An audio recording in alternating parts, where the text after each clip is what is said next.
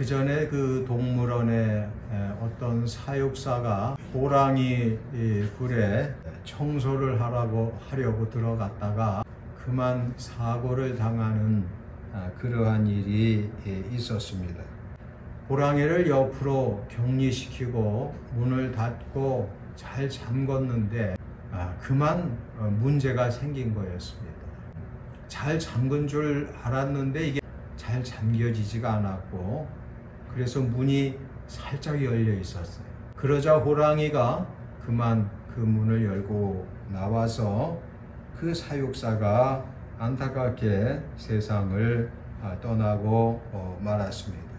우리의 생활은 우리가 잘못된 결정을 하느냐 아니면 바른 결정을 하느냐에 따라서 불행할 수도 있고 또 행복할 수도 있습니다. 야곱의 아들 요셉이 애굽의 총리로 부귀영화를 누렸지만 항상 처음부터 그렇게 부귀영화를 누리지는 못했다는 것을 여러분들도 잘 알고 계시는 사실입니다. 처음에는 아주 불행한 그러한 삶을 살았어요. 누명을 쓰기도 하고 옥에 갇히고 매를 맞는 짐승만도 못한 대접을 받으면서 요셉은 그렇게 살았습니다마는, 그러나 요셉은 위기가 올 때마다 믿음으로 행동했다는 사실입니다. 믿음으로 산다는 것, 하나님과 동행한다는 것, 이것이 얼마나 귀중한지 몰라요. 그래서 창세기 39장 9절에 가서 보면 그런즉 내가 어찌 이 큰 악을 행하여 하나님께 죄를 짓겠습니까? 그러면서 그 유혹을 멀리 뿌리쳤어요. 여러분, 이처럼 항상 하나님과 동행한다는 것, 지난주에도 하나님과 동행하는 그러한 말씀을 제가 전했는데, 하나님께서는 늘 하나님과 동행하는 요셉을 사랑하시고 그에게 아름다운 은혜를 부어 주셨습니다. 요셉처럼 항상 하나님을 사랑하고 경외하며 믿음으로 사는 사람을 하나님께서는 심히 사랑하시고 놀라운 은혜를 베풀어 주십니다. 우리가 위험하고 불행한 생활을 하지 않으려면, 그리고 우리가 좋은 생활을 하려면 과연 어떻게 살아야 될까? 어떻게 사는 것이 하나님 보시기에 바르고 좋은 것인가? 그것은 바로 하나님을 경외하며 하나님과 동행하는 그러한 생활, 요셉처럼 하나님 앞에 믿음으로 하나님을 경외하는 그러한 생활을 하는 것입니다. 그래서 애굽의 종으로 끌려갔지만은 애굽에 내려가니 하나님을 믿는 사람이 한 사람도 없어요. 그런데 이 요셉은 항상 하나님과 동행하는 그러한 생활을 했어요. 요셉은 어떠한 믿음 생활을 했길래 그렇게 하나님과 함께 지낼 수가 있었을까? 개인적인 생각으로는 그 당시에는 무슨 신구약 성경이 있는 것도 아니고 예배당이 있는 것도 아니고 또 교회 성도들이 있는 것도 아닌데 어떻게 그는 하나님과 동행할 수 있었을까? 그는 하나님 앞에 할아버지, 아버지의 그러한 조상들의 믿음 생활을 기억하면서 하나님께 기도하고 또 하나님께 개인적으로 예배드리며 살았을 것이다. 이런 그 생각을 할 수가 있습니다. 그 할아버지 이삭, 또 증조 할아버지 아브라함, 조상들의 그 신앙생활을 요셉은 분명히 기억하고 그 조상들의 신앙생활을 따라서 했을 것이다 라고 생각을 할 수가 있습니다. 우리가 하나님 보시기에 바르고 아름다운 그러한 생활을 해야 되는데, 오늘 본문에 나오는 이 유다의 여호아하스 왕은 자기 아버지 요시야의 믿음 생활을 본받지 않은 사람입니다. 요시야는 그래도 보편적으로 하나님 앞에 믿음 생활을 잘한 그런 왕이었는데 이 아들은 그렇지가 못했어요. 요셉은 그렇게 자기의 그 조상들의 믿음을 이어받아서 믿음을 잘 지켰는데 이 요시야의 아들이었던 여호아하스는 그 아버지의 신앙을 이어받지 못했던 것입니다. 여러분, 우리가 성경을 통해서 믿음의 훌륭한 의인들을 우리는 본받고 이어받는 그러한 생활을 하는 것이 대단히 중요합니다. 이 여호아하스 왕은 아버지의 믿음을 이어받지 못하고 굉장히 악하게 살았어요. 하나님을 모르는 그러한 죄인으로 살아서 그만 석 달만 그 나라를 다스리고 그만 애굽의 그 압력에 의해서 그는 애굽으로 끌려가고 말았고 그의 형제가 왕이 되는 그러한 불행을 겪게 되었습니다. 우리가 일반적으로 하나님 앞에서 바른 그 삶을 우리가 살기 위해서는 우리가 첫 번째로 생각해 볼 수 있는 것은 거시적인 안목을 가져야 된다. 이 거시적이라는 것이 아주 크고 넓게 본다 그런 뜻이에요.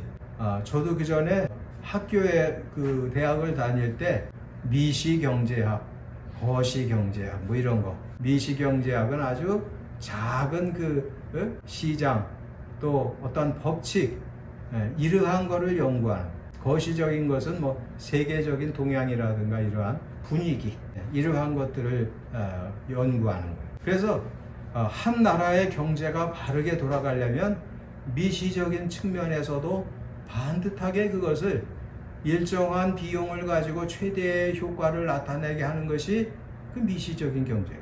거시경제학은 뭐냐? 전 세계의 그 모든 그 상황과 변수들을 살펴가지고 거기에 맞추는 그게 이제 거시경제란 말이죠. 근데 우리의 삶도 마찬가지. 이 거시적인 측면에서 우리가 생활을 잘 해야 돼요. 이게 거시적인 차원에서 모든 것을 생각하지 않으면 아주 잘못된 그러한 길을 가는 거예요. 그래서 그 전에 이제 시골에서 내가 소년 시절에 바다에 나가서 그 갯벌에 가서 이제 바다에 가가지고 육지그로 이렇게 온단 말이죠. 이 발 앞에만 보면서 걸으면은요, 사람이 삐뚤빼뚤 걸어요. 그런데 먼 저 바닷가에 내가 가야 할 그 목적지를 바라보면서 걸으면은요, 그 발자국을 뒤돌아보면 일자로 쭉 가는 걸 볼 수가 있어요. 거시적인 그 안목이라는 것이 그렇게 다르더라고요. 그러니까 코앞에만 바라보면서 걸으면 이게 뭐 바로 가는 것 같은데도 바로 가질 않아요. 먼 내가 가야 할 그 목표를 딱 보고서 이렇게 걸으면 똑바로 가요. 무슨 갯벌에 무슨 길이 있는 것도 아니고 그런데도 똑바로 가게 돼 있어요. 그래서 이렇게 우리 눈앞에 현실만 바라보면서 산다는 것, 먼 훗날을 살필 줄 모르는 그 삶이라고 하는 것은 아주 어리석은 그러한 삶이 되는 것입니다. 그래서 유다의 왕들은 하나님께서 개인뿐만 아니라 국가의 흥망성쇠도 주관하신다는 것을 알지 못했고, 하나님을 바라보면서 살아야 될 사람들이 하나님을 바라보지 않고 살다 보니까 이렇게 엉뚱한 생활을 하고 멸망을 당하게 되었다는 것입니다. 여러분, 우리는 현실의 생활에만 신경 써서는 안 돼요. 그러니까 미시적인 그러한 생활, 그것도 아주 중요한 거죠. 현실의 그 생활에도 아주 중요하지만 먼 훗날을 내다보면서 산다는 것은 아주 지혜로운 그러한 삶이 되는 것입니다. 누가복음 10장 25절에 가서 보면은 어떠한 그 율법 교사가 나와요. 이 사람이 어떤 사람이냐면 거시적인 안목을 가진 사람이에요. 그래서 예수님께 나와서 선한 선생님이여, 내가 무엇을 하여야, 어떻게 해야 내가 영생을 얻을 수 있겠습니까? 어떻게 하면 내가 구원을 받을 수 있습니까? 물론 예수님을 시험한 사람이었어요. 예수님께서 넌 율법 교사가 아니냐? 율법에 뭐라고 기록이 되어 있느냐? 마음을 다하고 힘을 다하고 뜻을 다하고 그리하여 하나님을 사랑하고 이웃을 내 몸과 같이 사랑을 하고 율법에 기록이 되어 있습니다. 그렇게 대답을 하니까 예수님께서 이를 행하라. 그리하면 내가 살리라. 그렇게 예수님이 대답을 하셨어요. 많은 사람이 내세나 영생이나 구원이나 죄사함에 대해서 무관심하고 살아요. 그러니까 우리 주변에 많은 사람들이 보면은요, 현실의 삶에만 그 치중하지 자기의 그 삶, 내세의 삶, 이거 신경 안 써요. 그래서 히브리서 9장 27절에 한 번 죽는 것은 사람에게 정하신 것이고 그 후에는 반드시 심판이 있다고 그랬어요. 근데 그 내세, 우리가 이 세상을 살다가 죽은 이후의 삶에 대해서 이 거시적으로 이걸 바라보지를 못해요. 대부분의 사람들이 정말 우리 기독교인이 아닌 이상은 그러한 삶을 살게 됩니다. 그렇기 때문에 현실에서의 그 삶, 바로 코앞에만 바라보는 것이 아니라 앞날을 멀리 내다보고 모든 것을 행하는 그러한 생활을 해야 한다는 것입니다. 그 다음에 어떻게 또 살아야 우리가 바른 그 삶을 선택하는 것인가? 그것은 믿음 생활과 현실 생활이 하나님과 사람 보시기에 아름답게 살아야 돼요. 예수는 그 키와 지혜가 자라가며 하나님과 사람에게 더욱 사랑스러워 가시더라. 참 좋은 말씀. 그래서 우리 예수님은요, 소년 시절에도 그렇게 하나님 보시기에 사람 보기에 그렇게 사랑스러웠다는 거예요. 믿음 생활을 하든 현실 생활을 하든 하나님과 사람이 보기에 선하고 아름답게 사는 그러한 삶을 선택해야 돼요. 그러니까 많은 사람들에게 원망거리가 되는 그러한 인생을 사는 사람은요, 하나님께 절대 은혜를 받을 수가 없어요. 사도행전 6장에 가서 보면 이제 그 구제하는데 문제가 생기니까 사도들이 우리가 집사님들을 좀 세워가지고 이 구제하고 봉사하는 거를 거기다 맡기고 우리는 기도하고 설교하는데 전무해야지 안 되겠다. 그래서 사도행전 6장 3절에 가보면 너희 가운데서 성령과 지혜가 충만하여 칭찬받는 사람 7을 택하라. 성령과 지혜가 충만하고 칭찬받는 사람. 이 어떤 사람이에요? 사람들에게 사랑스러운 사람이에요. 사람들과 화목한 사람이에요. 사람들과 화목한 사람이 돼야 구제 봉사를 할 때도 원만하게 해결하지. 맨날 쌈질하는 사람 많잖아 봐요. 그냥 뭐 쌀때밥 주고 또 쌈질하고 그러면 이게 일이 안 된단 말이에요. 하나님과 사람 보시기에 사랑스럽게 사는 그 삶을 선택하는 것, 그것이 바른 선택이다.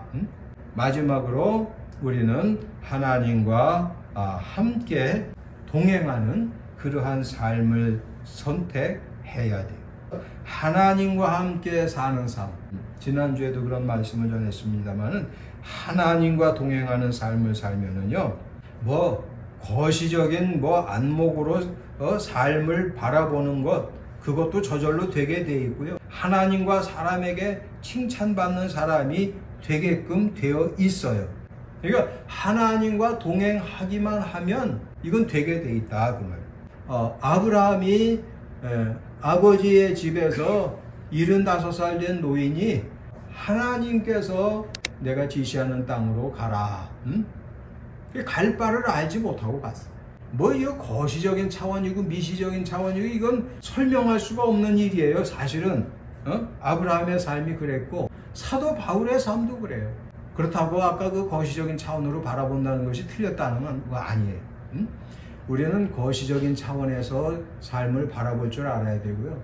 그 다음에 하나님과 사람에게 사랑스러운 자로 우리가 살아야 되고, 가장 중요한 삶은 뭐냐? 그 중에 하나님과 동행하는 삶인데, 아브라함처럼 또 엘리야처럼 사무엘처럼 그렇게 하나님과 동행하면 되는 거예요. 그러면 거시적인 차원의 그 안목이 없어도 멀쩡하게 잘 행복하게 살 수가 있어요. 그러니까 제일 핵심은 하나님과 동행하는 삶이다 그런 뜻이에요. 그래서 하나님과 동행하는 삶을 살면은요, 하나님께서 얼마나 은혜를 주신지. 내가 그래 아무한테도 얘기 안 한 내 삶의 히스토리가 하나가, 내가 이제 국민학교를 졸업하고 돈이 없어서 중학교를 못 갔는데 그해 이제 가을쯤 돼가지고 인천에 어느 자동차 부품 가게에서 저보고 와서 서원으로 일을 하라는 거예요. 그래서 이제 어머니가 이제 날 데리고 이제 가셨어요. 예, 알지도 못하는 집에 이제 갔죠. 갔는데 갔더니 그 집 아주머니가 엄청 차려주시는 거예요. 맛있는 것도 해주고. 아, 그런데 이게 저녁 때가 돼갖고 이제 잠을 자려고 그러는데 뭐 내 평생에 그렇게 넓고 좋은 방에서 좋은 이부자리를 깔고 자본 역사가 없는데, 아, 엄마가 보고 싶은데요. 참 힘들더라고요. 14살 때. 그래갖고 그 다음날 바로 집에 왔어요. 글쎄. 내가 그런 사람이에요. 엄마가 너무 보고 싶은 거야. 글쎄. 아니, 어저께 엄마가 데리고 왔는데 떨어지 힘들더라고요. 그렇게 힘들더라고. 그래갖고 그냥 그 다음날 왔어요. 네. 집으로 다시 왔어. 그랬더니 엄마 아버지가 너 어떻게 된 거냐 이래. 아, 그냥 거기가 별로 안 좋았고 왔어요. 둘러댔죠 뭐. 응? 그런데 그걸 그러면서 내가 사무엘 선지자를 생각했던 거예요. 나는 14살이나 됐지. 사무엘은 4, 5살이에요. 애기예요, 애기. 저 겨우 뗀 애기. 그 엄마 아버지 집을 떠나서 글쎄 알지 못하는 그 엘리제 사장 기가 막힌 거지. 근데 하나님과 함께 있단 말이에요. 하나님께서 함께 계시는 거예요. 뭐 거시적인 뭐 안목 하나님과 사람에게 사랑스럽게 살 그런 것도 모르는 때야. 근데도 이 사무엘 선지자는 하나님과 함께 있다 보니까 최고의 인생을 살아요. 최고의 삶을 살아요. 요셉도 그랬죠. 요셉 15살 먹어가지고 못된 형들한테 그저 팔려가지고 말도 통하지 않는, 애굽에 가보니 이게 말 통하는 게 하나도 없어요. 뭔 말을 하는 건지 알 수도 없고 들어도 소용이 없는 거예요. 그런데 가서 이게 사는 거예요. 그런데도 하나님께 기도하고 하나님과 동행했을 때 그 삶이 얼마나 아름다워서. 여러분, 그러므로 우리는 거시적인 안목을 가지고 우리가 생활을 하는 거 대단히 중요하죠. 또 하나님과 사람에게 사랑스러운 그러한 그 인정을 받는 그러한 삶을 살려고 노력하는 거 대단히 중요해요. 그런데 가장 중요한 것은 하나님과 동행하는 삶이다라는 거예요. 오늘 본문에 나오는 이 여호아하스는 자기 아버지의 믿음을 이어받지 못하고 자기 임의로 생활하다가 석 달 만에 폐위되고 그만 애국으로 끌려가고 말았습니다. 여러분, 우리 이제 앞으로의 삶을 어떻게 우리가 살아야 되는가? 하나님 앞에 우리가 한번 생각해 봤습니다. 기도하겠습니다. 하나님 아버지, 우리가 이 땅에서 사는 동안 하나님께서 주신 그 시간 동안 늘 하나님과 동행하며 살고 거시적인 안목을 가지고 살며 하나님과 사람에게 인정받고 사랑받으며 사는 삶을 선택하여서 하나님과 화목하고 사랑과 화목한 저희들의 삶이 되어서 바른 인생을 살 수 있도록 도와주시옵소서. 예수님의 귀하신 이름으로 기도드리옵나이다. 아멘.